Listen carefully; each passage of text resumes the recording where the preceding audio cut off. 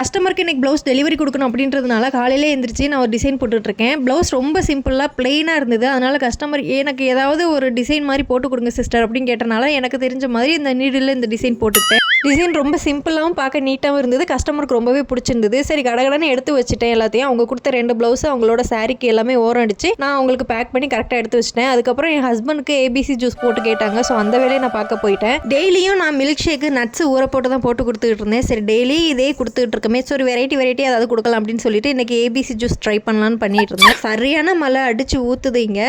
So ஃப்ரிட்ஜ்லேருந்து vegetables எடுத்து juice போட்டனால கூலிங்காக இருந்தது. சரி கொஞ்சம் கூலிங் போட்டோம் அதுக்கப்புறம் கொடுத்துக்கலாம் அப்படின்னு நானும் ஃபில்டர் பண்ணி அதை வந்து கிளாஸில் ஊற்றி வச்சுட்டேன்.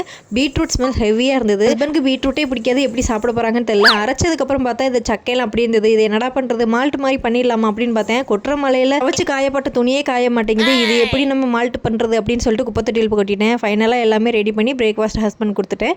வீடியோ பிடிச்சா மறக்காம லைக் அண்ட் சப்ஸ்கிரைப் பண்ணுங்கள்.